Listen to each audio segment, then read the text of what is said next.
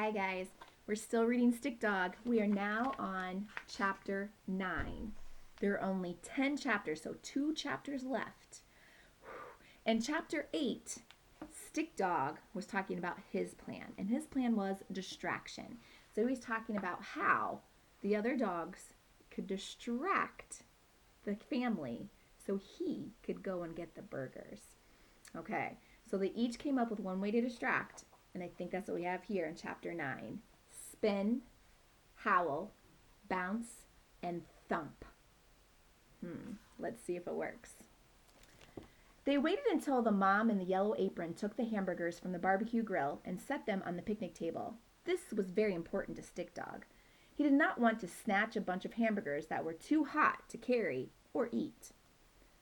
Do you know that feeling? It's a bad feeling, like when you're really hungry and there's a nice slice of steaming hot cheese pizza right there in front of you, and you just can't wait, and then you take a bite and zam!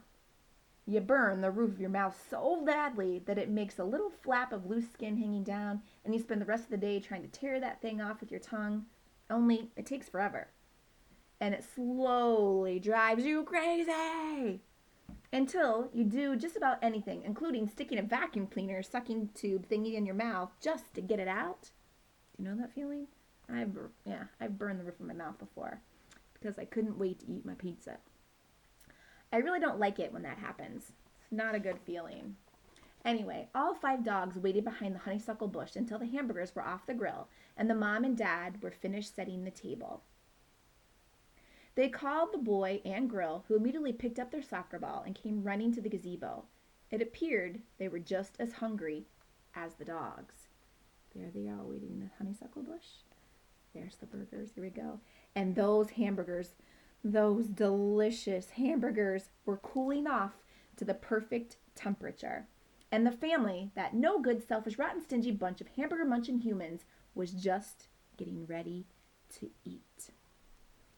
It was then that the dogs put their plan into action. Just as the family was picking up their paper plates from behind the honeysuckle bush, ran 5 dogs they'd never seen before. When they heard barking, the family stopped putting food on their plates and turned to look. Here they all go running. Now, they weren't quite alarmed or anything. It wasn't as if 5 rhinoceroses came charging out of the woods at them, or 5 man-eating lions, or 5 ooze-filled orange aliens from the planet Dangerville or something. After all, these were just 5 dogs. And one of them was Karen, the dachshund. And let's be honest, I don't care how ferocious a dachshund happens to be, and Karen isn't that ferocious at all. You're just not going to be that alarmed when you see one coming. So it would probably be fair to say that the family was more startled than anything. As the dogs got closer and closer, the family stopped everything they were doing. The son stood as still as a statue, a square slice of cheddar cheese pinched between his pointer finger and thumb. The dad was frozen with his hand deep in a big bowl of crunchy potato chips. The daughter was holding a ketchup bottle. She just kept squeezing it and squeezing it. A bright red stream of ketchup was creating a great red mountain on the side of her paper plate, which was now getting lopsided and starting to tip over. There's the ketchup. Dad's hand in the potato chips. Cheese. And the mom was staring with the dill pickle halfway and halfway out of her mouth. In fact, it looked like she was trying to take her temperature with the pickle. For a minute, you thought she was going to pull it out, look at it, and declare, "Yay! The pickle says my temperature is only 98.6 degrees. Let's eat!" When the dogs reached the gazebo, the family was still staring. The dogs were panting, the sun was shining, and the show, the distractions, were all about to begin. And when they began, things happened very, very fast. Karen was the first one to grab the family's attention. She started turning in a circle right next to the picnic table, chasing her tail with terrific determination and skill. She started slowly at first and then built up to greater and greater momentum. She's trying to catch that tail. It was only a matter of 8 or 9 seconds before she reached supreme tail-chasing velocity. The sound of her nails clattering against the concrete floor echoed inside the gazebo. Karen turned around and around and around and around until she was just this brown, spinning, blurry whirlwind. You couldn't tell where her head was, or her body, or her tail. They all blended together. Like a tornado. Just when they thought she couldn't go any faster, Karen doubled her speed. Each of the family members now felt a strong rolling wind blow across their ankles. The dad's pants began to rustle and flap. She was Karen, the doggy tornado. And boy, did the family look at her. Their eyes darted back and forth, trying to make heads or tails, quite literally, of what they were looking at. Their mouths hung open in wonder. In fact, a big chunk of the dill pickle that was halfway in and halfway out of the mom's mouth fell down to the ground during the commotion. She lost her pickle.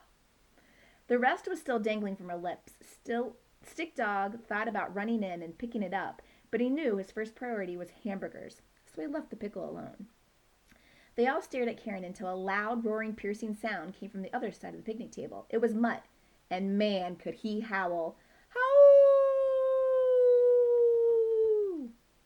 The family turned from Karen, the doggy tornado, to stare at Mutt, the canine howling machine. And as they snapped their heads around to see where the deafening roar was coming from, all 4 members slapped their hands over their ears.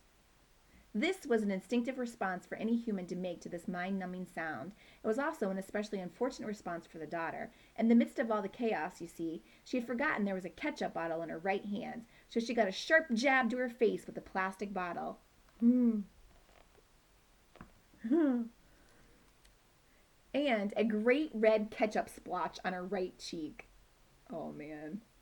Mutt's massive howl was so loud, though, that the ketchup splotch seemed a small price to pay for the ability to cover her ears.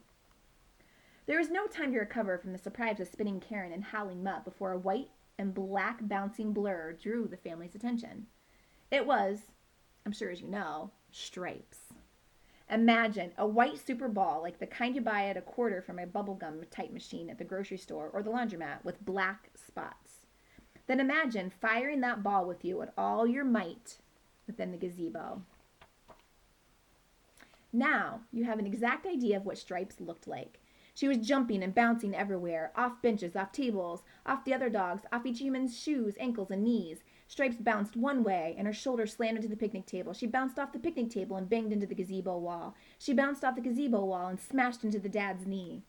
When she smashed into his knee, the father's hip rammed into the table, and the potato chip bowl popped up and flipped in the air. A spray of salty chips came raining down inside the gazebo. Many of the chips landed on the dad's head. Stick Dog considered making a dash into the gazebo to gather all the spilled chips, but he knew his job was to get the burgers, not the chips. The humans whipped their heads back and forth, up and down, watching Stripes go crazy. For a moment, it looked as if their heads might pop off their bodies. And I think their heads really might have popped off if it hadn't been for what happened next. Even with their hands covering their ears, the family could hear the loud padding of 4 paws getting faster and faster and faster, and then a great thump. I bet you know who it was. It was Poo Poo. Do you remember when you were a 1-year-old? Probably not. It's hard to remember back that far. Besides, who wants to anyway? Do you have to have memories of drooling all over the place and grown-ups talking to you like you're a 1-year-old? Well, you were a 1-year-old, of course, but that doesn't mean they have to talk to you like that. You know what I mean, the goo goo ga ga ga goo goo goo ga ga ga blah blah blah. Grow up, people.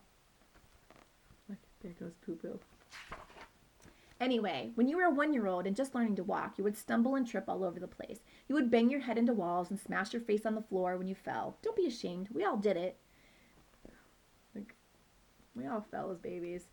And here's the thing. When you got up, you almost always smiled anyway because you had just taken some steps. You were learning to be an amazing, incredible, walking human. Who cares if your face is all bashed up? You are walking like nobody's business. You thought, I bet nobody has ever done this in the entire history of the world. Except, of course, in the whole history of the world, just about all of us have done it. But what the heck? You didn't know that at the time.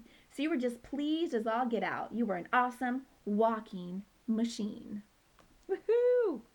Well, when Poo Poo raced across the field and ran face first into the tree trunk, that's sort of what he looked like. His legs were a little wobbly.